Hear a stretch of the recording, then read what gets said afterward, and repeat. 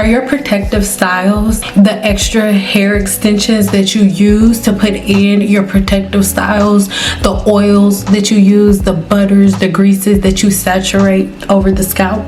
Are these things secretly damaging your hair and causing scalp issues that dermatologists aren't able to figure out? Many Black women suffer from Ccca, and I'm completely aware that a lot of different races do, but over 92% of cases of Ccca in the United States of America are held by Black women. This is a permanent form of hair loss that starts in the crown of the head and spreads to the rest of the hair. There are a few genetic factors that we talked about in previous videos left in the description box below, but what if I told you that the majority of the factors that have led to display Ccca in such an extensive way are your practices? What if your own personal hair routines are making it worse? In this video, we are going to use the scientific method to break down the cause and effects of Ccca and get you a solution. In this video, we're going to use the scientific method to break down how protective styles and the tools and prior habits causing follicle death, shedding, bacterial overgrowth in the scalp, and hair loss. Well, let's figure it out. Step number 1. I am back! What it do, baby? Step number 1 of the scientific method, observation. What is happening to my hair and scalp? Many Black women follow the same patterns, like wearing tight hairstyles, using toxic braiding hair, putting oils and butters and greases on the scalp on a regular basis when nothing goes on the scalp but shampoo.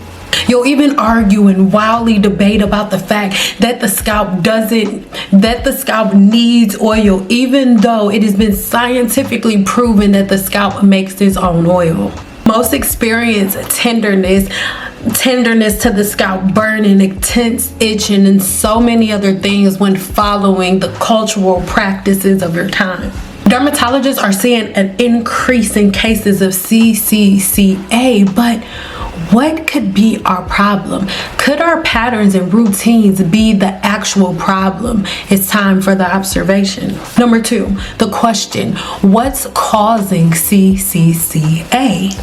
Well, can common hair practices like oil in the scalp, greases in the scalp, scratching dandruff, putting tight styles within the hair, tying the scarves really tight at night, shampooing the hair, leaving conditioner in there, way too much conditioner, overusing product, and then putting a tight scrunchie around your hair while it's soaking wet? Black method, layering products on the hair shaft, or you simply mixing different oils and butters in your conditioners, or you using monostat and things of that nature as hair treatments. Could different practices like this be the thing that contributes to our hair loss? Number 3, the hypothesis. Could our hair routines be hurting us?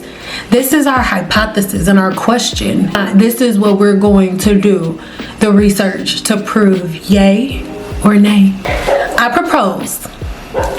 We propose that, and I'm saying we propose because we scientists doing this together, even with the dog. Frequent scalp oiling leads to clogged pores and follicles and an overgrowth of the different forms of yeast and bacteria that live within the hair's follicle and on the scalp. Heavy polymer-based products, they trap dirt, sweat, bacteria, yeast, which leads to a bacterial overgrowth within the hair's follicle that ends up clogging the pores in the follicle. Tight protective styles, tight scarves, tight ponytail holders all lead to stress on the follicle, which ends up leading to stress and eventually death of the hair's follicle. Over time, these conditions and environment that you create on the scalp end up leading to follicle death permanently, which shows up as Ccca. This is a condition that leads to permanent hair loss if it goes untreated or if the patterns that cause it are not stopped. Number 4, this is where stuff gets good, because now it's time for the experiment. This is where I get excited, because I've been doing the work for over a decade now, and I have a couple of studies to show you. So let's get into them. So to test this, we would, number 1, you would track Black women's scalp process and progress, the routines, the oiling, product types, and styling choices. Next up, I would divide you in 2 different groups. Group A are women using the tight hair products, are women using the heavy hair products, doing the tight styles, leaving them in for way too long, and all of the other practices that I speak against. Group B would be using very, very lightweight, non-comedogenic products, very, very sparingly, with specific patterns and routine that cause little to no tension on the hair shaft whatsoever. We would then monitor the scalp health over time for both women, for both groups. Group A, the women who are going, I'm gonna call you the Team Natural group. You'll look at their patterns over a certain time frame, and then you look at Group B, the people who are doing it the simple way. That's what we'll call it. We'll call it the simple group, and then Group A is Team Natural group. So Team Natural and Team Simple. And at the end of this experiment, you would have both Group A and B book appointments with the dermatologist to see the outcome, to see who has the greatest uptick and who has the biggest decrease in different microbial film on the scalp, in different forms of yeast and bacterial overgrowth, and in hair growth in general. So let's get an example of Group A and Group B. Group A. Copyright disclaimer under Section 107 of the Copyright Act 1976. Allowance is made for fair use, for purposes such as criticism, comment, news reporting, teaching, scholarship, education, and research. Fair use is a use permitted by copyright statute that might otherwise be infringing. Dissolve! Dissolve. God have mercy upon us.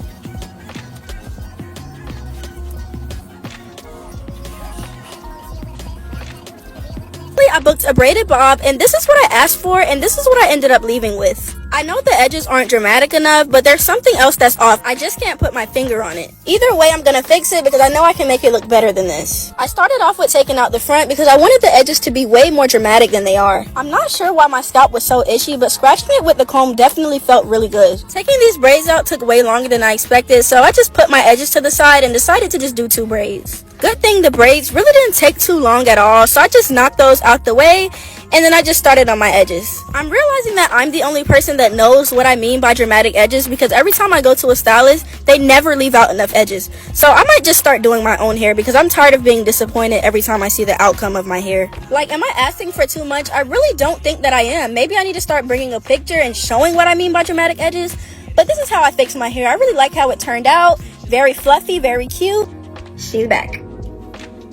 I got a lot of questions, comments, concern about my hair, calling me dirty, disgusting, filthy. This is very common for people who are Black. We don't wash our hair often. Some do. I'm not saying every single person does not wash their hair. I will admit my case is a little extreme because I am a full-time wig influencer. I have a lot of product buildup. Maybe it's bad for your scalp, but this works for me. It's grown my hair so much. To everyone who was saying you have such beautiful hair, why do you put wigs on top of it? You do it.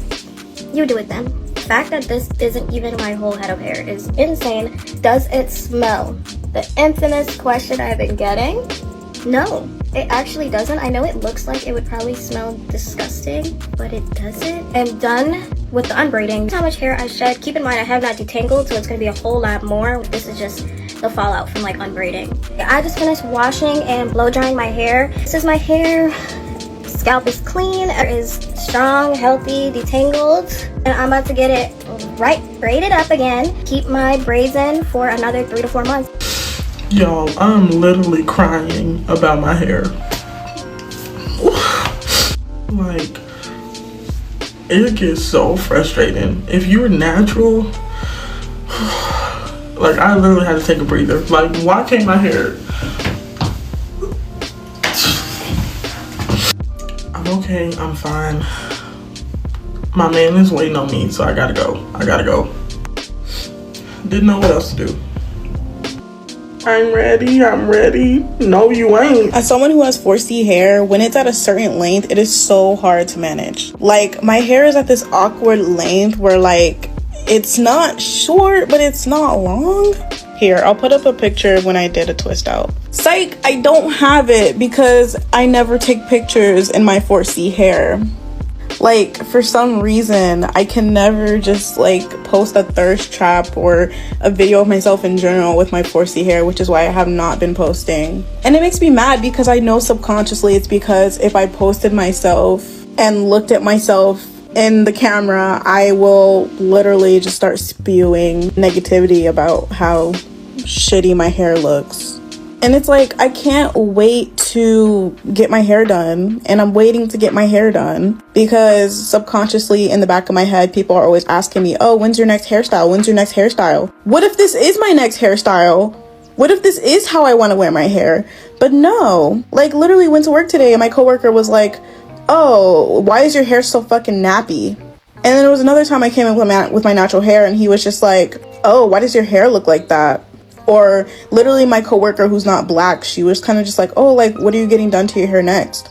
And subconsciously in my head, it's like when my hair is in its natural state, I can't seem to love it because I have people in my ear telling me like, it's this, it's that. Like, it sucks because I can't even just go out with my hair like this because it's super bad. Like, it's literally defying gravity and it looks matted even though it's not. I washed it like a few days ago and it doesn't even look washed.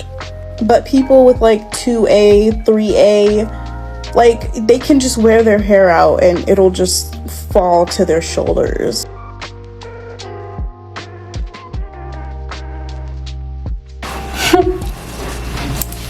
Now, which group do you fit into? Wait, before I answer that, let's look at some women from group B.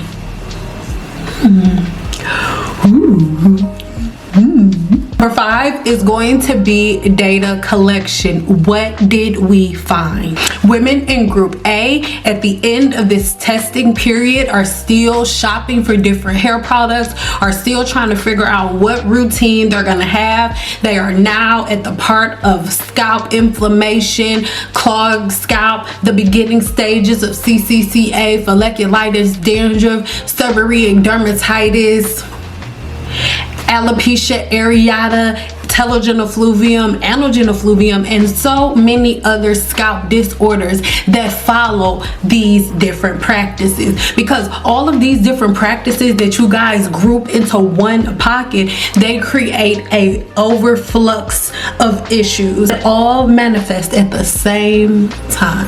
But we look at group B and we see that the women in group B have great reviews and results. They're retaining length faster, they're experiencing no itching, no burning, no dandruff, no flaking, none of those things. And that sebaceous gland that was non-existent, that oil that all black women were convinced that they don't have, they now see it.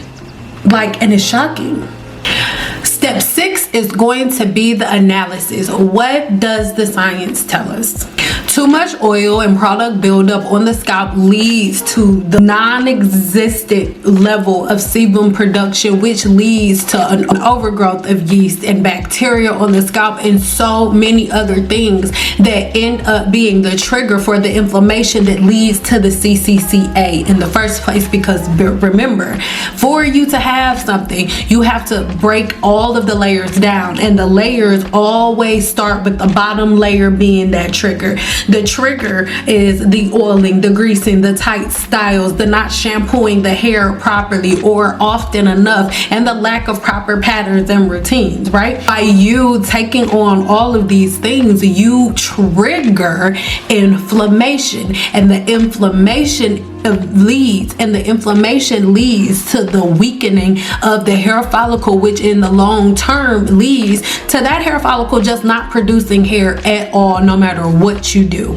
So Tight styles cause mechanical damage, mechanical stress that leads to long-term follicle stress damage and eventually death. Once the follicle is permanently and severely scarred, it cannot be rejuvenated. It cannot. So when we're talking about follicle transplants and things of that nature, that is a whole different ball game. But you cannot regenerate a follicle that has been damaged to a certain extent. This is why I'm so intense and why I've so intensely been saying the same thing over the years, because once that follicle is damaged, there is no turning back, and that's a fact. Step 7 will be our final step and our conclusion. The truth about hair care and Ccca for Black women. If we want to stop Ccca and if we want to reverse it or just completely put it to a halt at the door before it becomes a problem, we have to change our practices. Stop excessive scalp oiling. It does not moisturize the scalp. It clogs follicles. So I want you to take a look right now at this picture. I want you to take a look at this video. And what you see right now in front of you is a dermatologist pointing to a structure to show you what the scalp looks like. And these two little thingamajiggers that you see on the side, those are sebaceous glands, right? And I want you to ask yourself a question. If you're putting oils and greases on the scalp, looking at the way that the human scalp is really broken down, please explain to me how you covering your scalp in oils and butters and greases and different things are going to aid the sebum that's coming out of your scalp in any way, shape, or form. It absolutely makes no sense. All you're doing is blocking the actions that your body wants to follow. You are to be in co-creation with your body. You're not supposed to take over what the creator's already done and try to do something that you think is better. That's crazy, right? Because the oils and the butters that you're putting on your scalp, the creator created too, but you in your mind for whatever reason believe that the oils and butters that creation created in other herbs and botanicals are somehow more powerful than the ones that are protruding out of your scalp and out of your glory. That's crazy, right? There are cases where women are using lanolin oil and things of that nature. Lanolin oil is the sebum from sheep, right? We have gotten to this place where we rather use sebum from another animal than to use our own. That's step 1. You are to use lightweight, non-comedogenic products on your hair. The heavier the products are, the more layers you use, the more damage you're doing to your hair. You are not helping your hair in any way, shape, or form layering multiple products on it. It's always been a lie and a money grab. But avoid tight hairstyles that put stress on the hairline and the crown. If it's painful, if you have to take drugs, if you have to take some type of medicine to have a hairstyle in your head, you probably shouldn't have it. And that's just that on that. Your leave-in conditioner is your moisturizer. You don't need all of these oils and butters and greases, right? In the video coming really soon, I'll break down the chemical complex, the chemical complex of leave-in conditioner and all of its key constituents. But your leave-in conditioner is your moisturizer. That is all you need. Anything else that you layer on top of the hair after the leave-in conditioner, if it's not a heat protectant or like a foam to set a bond or something, you're wasting product time and getting yourself closer to the trigger that causes the inflammation that leads to Ccca or other disorders like it. Seek a professional cosmetologist, trichologist, or go straight to the dermatologist if you experience any like burning, thinning, balding, any noticeable thinning in the crown area. Go to a doctor first. Don't try to go to oils and butters and greases and do all the things. You're just gonna make it worse. Number 8 is gonna be communication. Let's share this knowledge the right way. Listen, if you don't agree, if you still want to oil the scalp and grease it and oil it and butter it because you believe that you must do so, then you go right ahead. Please don't leave yo, I have a dream speech in the comments, because I'm literally on a whole nother realm, a completely different vibration. So I'm just completely deducting the people who aren't really in correct alignment. You can disagree, but do so respectably. I don't think that's a word. Do so respectfully. Do that.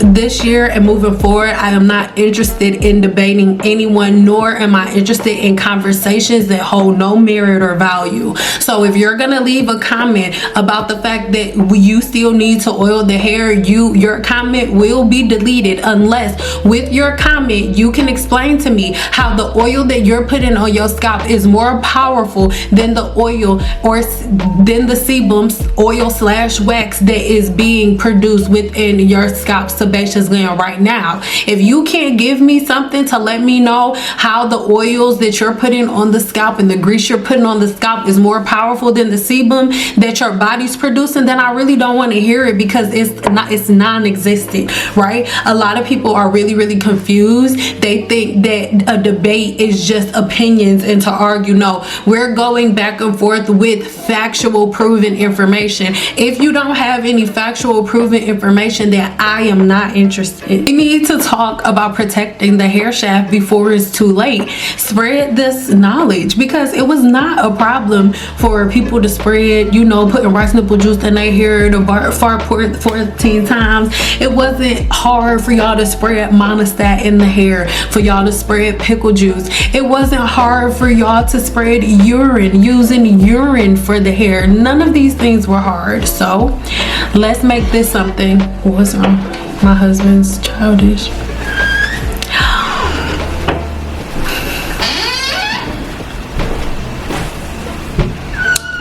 Oh my God. So let's make this something just as simplistic and easy. If you want to know more information on the subject, then make sure you check my blog. Links in the description box below. And until my next video, bye girl. Stop doing all that stupid stuff to your hair. But for real, you are a scientist now. So in the comments, I need you to do your scientific method yourself, numbers 1 through 8. And I need you to tell me what you come up with in the comments. Okay? Bye.